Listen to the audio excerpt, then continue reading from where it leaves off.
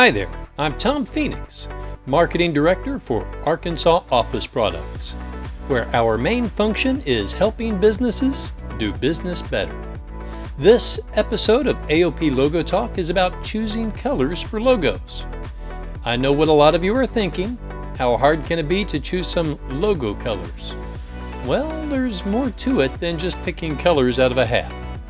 The first thing to keep in mind is that creating a logo is about creating professional credibility in your potential client's mind.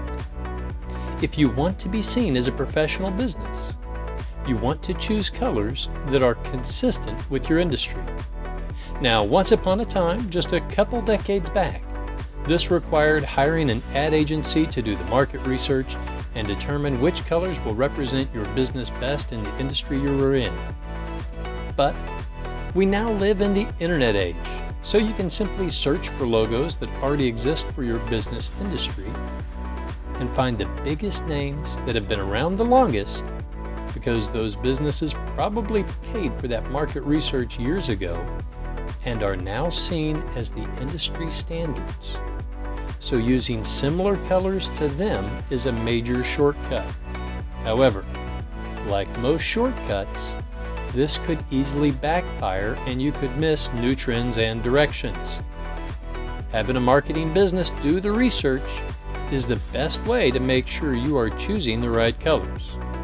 But in the vast majority of cases, doing internet research will work out just fine.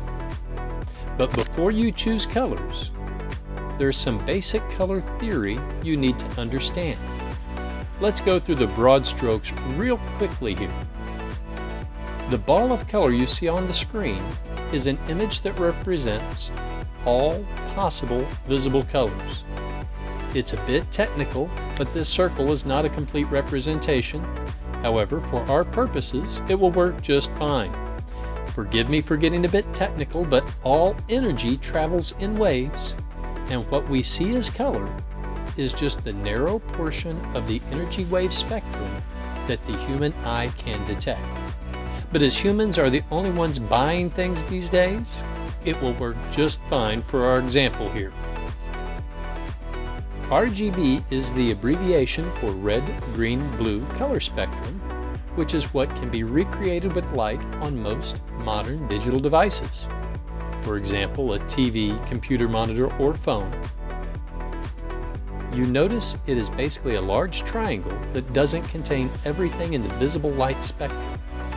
So not every color that a human can see is capable of being reproduced on a screen, yet it has the most color options of any color process. The CMYK color spectrum is what most commercial printers have been using for decades. If you want to be able to print your logo accurately in most newspapers or magazines, this small section of the visible color spectrum is what is typically available to be consistently produced. Next is the Pantone color spectrum.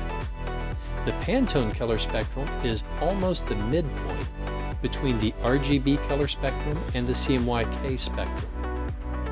That is to say that using it allows for more colors that are able to be seen on digital devices to be printed accurately.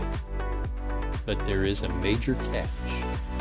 Typically, if a printer has the capacity for printing Pantone-specific colors, there are considerable additional fees involved.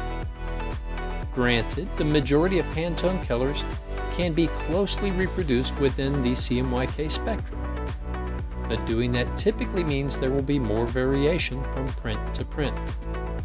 For example, if you have a Pantone 270 blue logo printed in a newspaper using the CMYK version of the logo, don't be surprised if some copies of the newspaper have it more blue, while others have it more purple, and others have it more green. There's just variation to be expected within the CMYK printing system. Now, even most print shops these days are using digital printing systems that are CMYK based. So getting business cards printed at the same print shop may have slightly different colors depending on the day they are printed.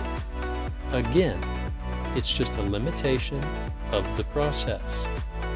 The larger the business, the more important it is that everything be printed in consistent colors, at which point paying the extra fee to have your Pantone colors spot printed is more easily justifiable. I bet you can think of some global brands that probably pay to have everything spot color printed. Now, when you are choosing colors for your logo, don't go color crazy. Try to limit your colors to 2 or 3 choices at the most. Having too many colors makes a logo hard to look at and potentially very expensive to consistently reproduce. For the Arkansas Office Products logo, I chose Pantone 185 red, black, and white. When printing, white is typically the color of the paper, but with new printing technology, they're able to print on almost anything. And that means sometimes white is needed to be printed on first and then have other colors printed on top of it. For those of you looking closely at the screen, you will see that our mascot has some yellow and blue tossed in there. But using mascots in your business iconography is a topic for a different edition of AOP Logo Talk.